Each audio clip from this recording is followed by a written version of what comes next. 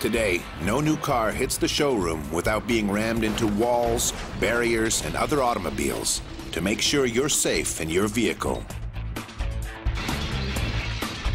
Initially, crash test sites focused on what happened inside the car.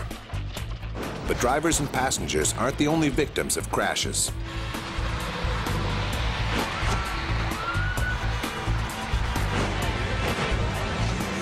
Pedestrians are often involved in serious accidents, and they don't come with airbags. But how do you make cars safer for people walking down the street? You do pedestrian crash testing. It's research so cutting edge that there are only a handful of testing facilities in the world. Here at Honda R&D Americas in Raymond, Ohio, these guys have been studying pedestrian collisions for 5 years. It's the major focus of their crash test site.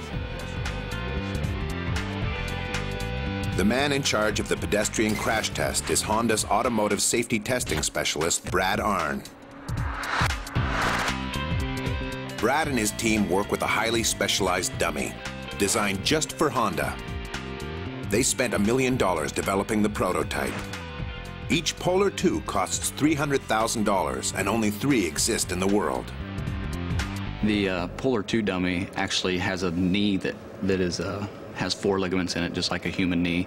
It has a tibia that's kind of consumable, that's replaceable in between tests if it is to break. The ribs actually use a different type of sensor than a normal dummy. The arm has better range of motion. It's just more anthropomorphically correct than an actual dummy that you'd use in a frontal collision.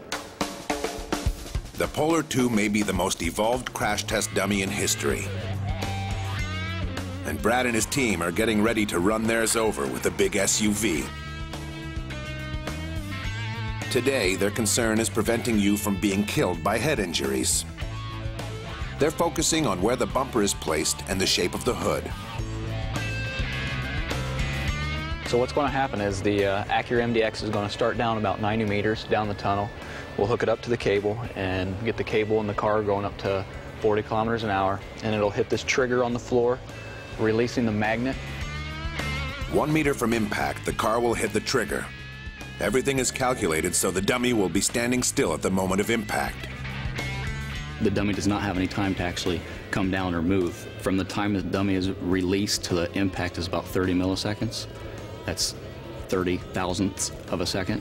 It's that quick.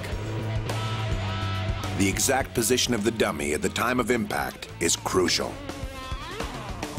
The goal is to get him in the same position each time so our results are repeatable, so that we can make effective countermeasures based on repeatability.